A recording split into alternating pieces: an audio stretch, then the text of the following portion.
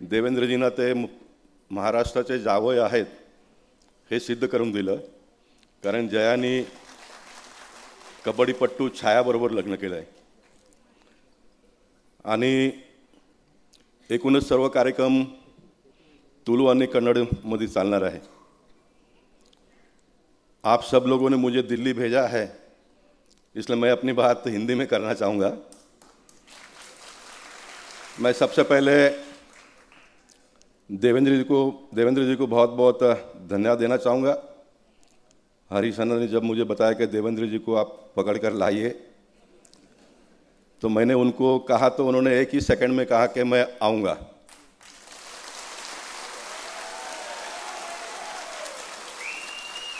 लेकिन हम पॉलिटिशियन लोग हैं, हम लोग किसी को ना नहीं कहते हैं, तो मेरे मन में शंका था कि देवेंद्र जी ने डायरी देखा नहीं, कुछ भी नहीं और आऊँगा ये कहा। लेकिन उसके बावजूद भी उन्होंने अपना कमिटमेंट को फुलफिल किया, वो यहाँ पर आए, हम सबका हौसला उन्होंने बुलंद किया, इसलिए मैं पूरे समाज की ओर से उनका अभिनंदन करना चाहूँगा।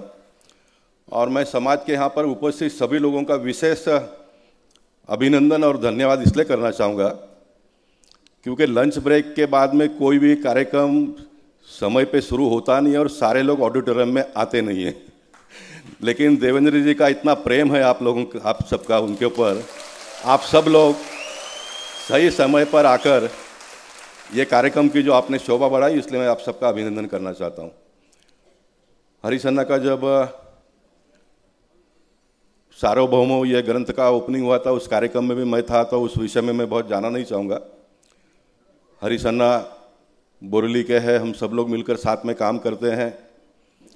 देवेंद्र जी को भी सारी जानकारी है और देवेंद्र जी का एक बंड समाज और बंड संघ के साथ में एक नज़दीक का नाता है। जया अन्ना ने बताया कि 3 बार वो यहाँ कर आ गए, आज 4थी बार होगा शायद, और हमेशा बंड समाज को मदद करने का ये उनका मानस रहा है और आने वाले दिनों में भी वो करेंगे। जया अन्ना ने जब जगह की बात कही तो मेरे मन में कुछ और था, जया अन्ना कुछ और मांगेंगे करके, लेकिन जया अन्ना ने वर्ल्ड बंड संघ के लिए जगह मांगी है और वो भी गोपाल शेट्टी के हाजिरी में मांगी है।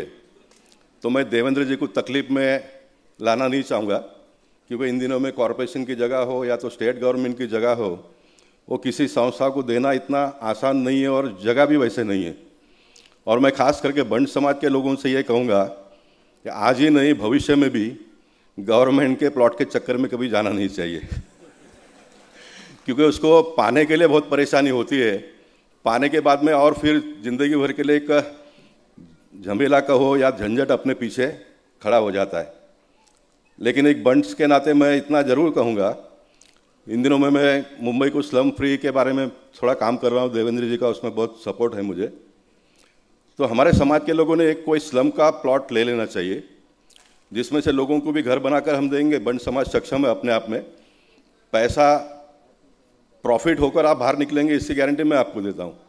लोगों को भी घर मिलेगा और जो सेल कंपोनेंट के लिए जो जगह बचेगा उसमें हम अपना भवन आसानी से खड़ा कर सकते हैं और इस मुंबई शहर के अन्य समाज के लोगों को भी एक एग्जाम्पल हम दे सकते हैं।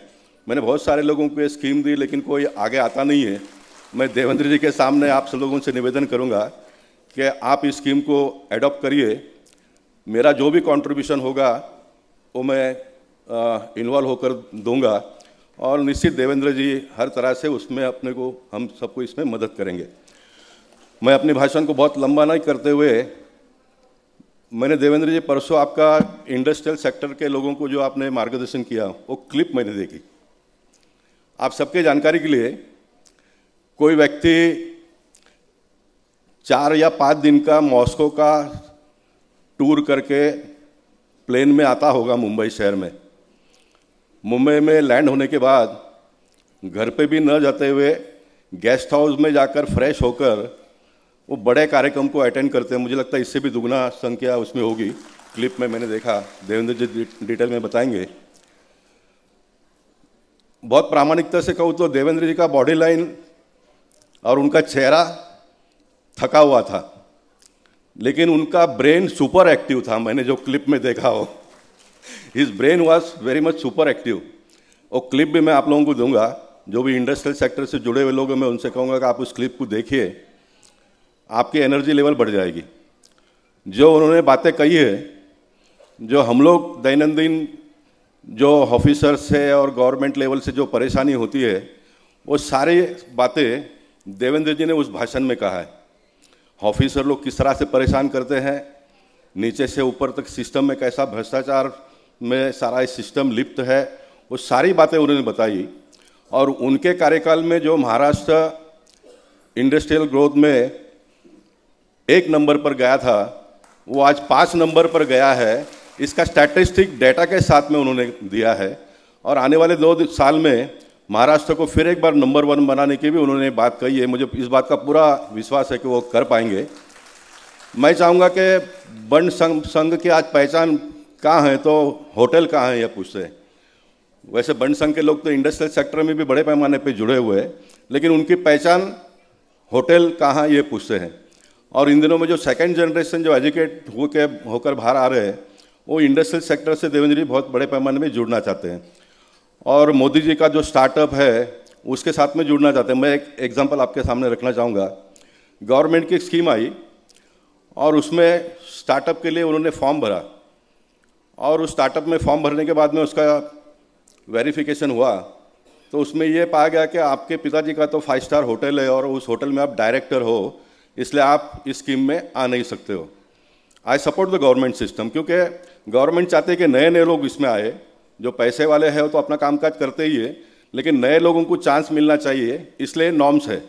अब एक साइड में देखेंगे तो नॉर्म्स है, वो सही है, लेकिन मैं हमेशा पॉलिसी के लिए काम करते रहता हूँ। मैं देवेंद्र जी से निवेदन करूँगा, देवेंद्र जी एक सिस्टम हम लोग ने इस प्रकार का नया डेवलप करना चाहिए।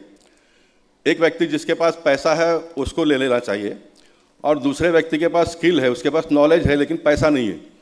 जिसके पास नॉलेज है उसको इसके साथ में एक 5 साल का पार्टनरशिप में जोड़कर उसको जोड़ देना चाहिए, और उनका पार्टनरशिप बहुत लंबा चला तो दे कैन कंटिन्यू, अगर नहीं तो फिर 5 साल में वो जो स्टार्टअप था उसका स्वयं का व्यवसाय हो। इस प्रकार का एक सिस्टम अगर हम डेवलप करेंगे तो मैं मानता हूँ कि बहुत सारे नए लोगों को इसमें जोड़ने का मौका मिलेगा। तो हम सब लोग मिलकर आने वाले दिनों में ये चेंज के लिए काम करेंगे। मैं फिर एक बार बहुत प्रसन्नता महसूस करता हूँ कि आज का ये कार्यक्रम बहुत अच्छा हुआ है, बहुत बढ़िया हुआ है।